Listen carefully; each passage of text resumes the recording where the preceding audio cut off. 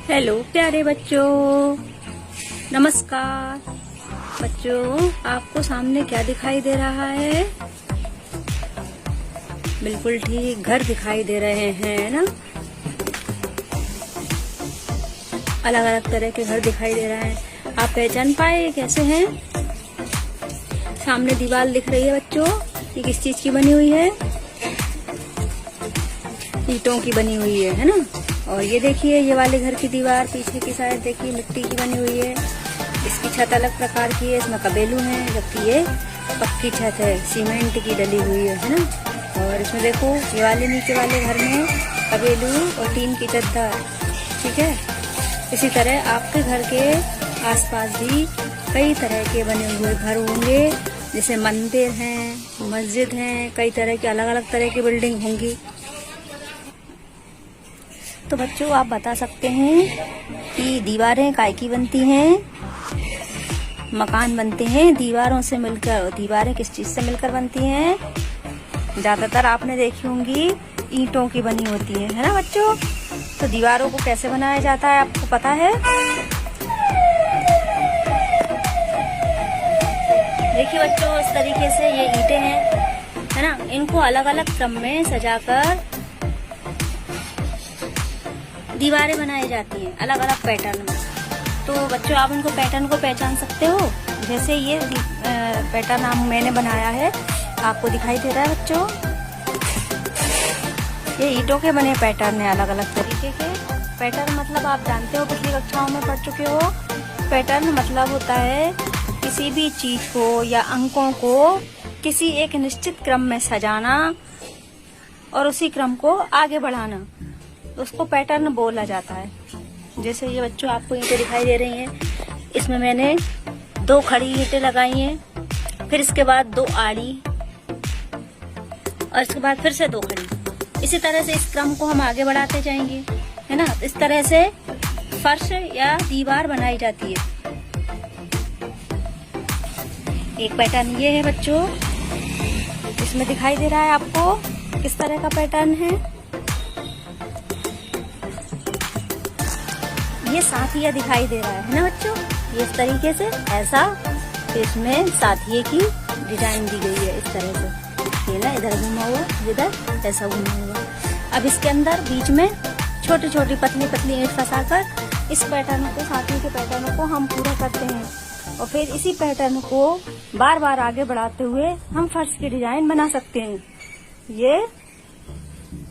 ये डिजाइन कई प्रकार स्कूलों में या मंदिरों में, मस्जिदों में, किसी प्रकार की के जगह को, फर्श को बनाने के लिए इस्तेमाल की जा सकती है।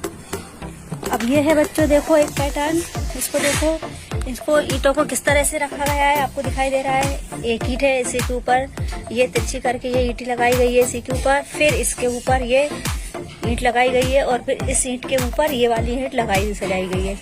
तो ये वाले क्रम के लिए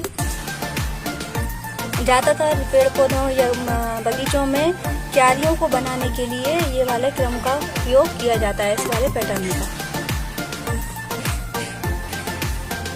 अब इस वाले पैटर्न को देखिए बच्चों, इसमें एक ये लंबी खड़ी ईंटों की पंक्ति लगाई गई है, फिर इसके बगल में 2 आड़ी ईंटें, इधर भी 2 आड़ी ईंटें, फिर इसके नीचे 2 खड़ी ईंटें, और इनके नीचे भी 2 खड़ी ईंटें, ऊपर भी 2 खड़ी ईंटें, इधर भी इस साइड भी 2 खड़ी ईंटें।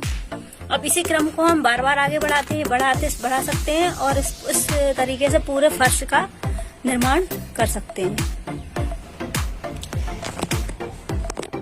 बच्चों, आपको यहाँ पर कुछ दवाई के में जो आते हैं डब्बे, दवाइयाँ इनमें रखी हुई आती हैं, वो दिखाई दे रहे हैं, है ना। तो मैंने कुछ डब्बे यहाँ इकट्ठे किए हुए हैं। यदि आपके पास ईंटें हैं तो आप ईंट का उपयोग करके इन पैटर्न को, अलग अलग पैटर्न को बना सकते हैं, जैसे मैंने आपको दिखाए थे ईंटों के पैटर्न। और यदि आपके पास आसपास ईंटें नहीं हैं, जैसे परिवेश में कहीं पर भी ईंटों के भट्टे आपके पास आसपास नहीं है, कई जगह कई बच्चों के माता पिता बनाते हैं जैसे ईंटें, यदि आप वहां जा सकते हो तो वहां पर जाकर इन ईंटों के पैटर्न को बनाने की कोशिश कीजिए। और यदि नहीं है तो आप 3-4 बच्चे मिलकर, जिनके घरों में दवाइयाँ के डब्बे होंगे, कुछ जैसे मसालों के डब्बे आते हैं, कुछ पैकिंग में इस तरह की चीजें आती हैं, अगर उनके डब्बे खाली पड़े हों, ये खोखे के बने डब्बे हैं, ये कड़क पेपर के, अगर इस तरह के डब्बे आपको मिल जाते हैं या मेडिकल की दुकानों पर मिल जाते हैं, तो आप 3-4 बच्चे लोग मिलकर एकत्रित कर सकते हैं और फिर उनसे चारों मिलकर अलग अलग तरीके के पैटर्न बनाकर देख सकते हैं।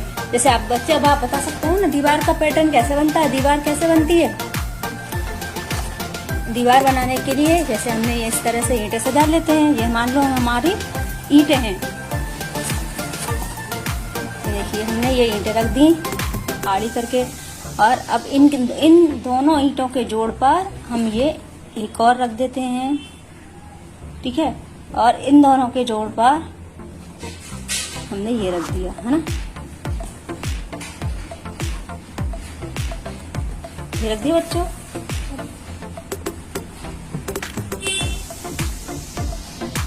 अब इन दोनों के जोड़ पर, ये दोनों का जोड़ है ना इन दोनों का, अब इसके ऊपर हमने ये रख दिया, तो इस तरह से ये हमारा दीवार का पैटर्न बन जाता है। जो कारीगर लोग होते हैं ना, वो इसी तरह से दीवार का पैटर्न बनाते हैं और बीच में सीमेंट की चुनाई करते जाते हैं ना। इस तरह से ये दोनों ईंटों की जोड़ के ऊपर एक ईंट लगाते हैं, फिर इन दोनों जोड़ के बीच में एक ईंट लगाते हैं। अब इन दोनों का जोड़ तैयार हो जाता है, इन दोनों के जोड़ पर फिर एक और ईंट लगाते हैं। इस तरह से पूरी दीवार बनाते हैं। जोड़ों के बीच में ये ईंटें लगाने से होता क्या है कि दीवार मजबूत बनती है, आसानी से गिर नहीं सकती इसके वजह से, क्योंकि ये एक ईंट इन दोनों ईंटों को साधे हुए है ना, इसलिए। अब यदि हम इस तरह के पैटर्न बनाएं कि एक के ऊपर एक, एक के ऊपर एक हम ईंट को रखते जाएं, तो ये दीवार मजबूत नहीं होगी, ये थोड़ा सा हिलाने से गिर सकती है, क्योंकि दो ईंटें मिलकर एक दीवार को, एक ईंट को संभाले नहीं हुए, जैसे कि इसमें है ना, ये एक ईंट इन दो दीवारों, दो ईंटों के बीच में है ना, इसलिए, और इधर नहीं है, ये एक के ऊपर एक सजाए गए हैं ना। तो बच्चों, आपको भी इसी तरह कई प्रकार के पैटर्नों का यूज करके अपना कल्पना की शक्ति से नए नए प्रकार के पैटर्न आप बना सकते हो।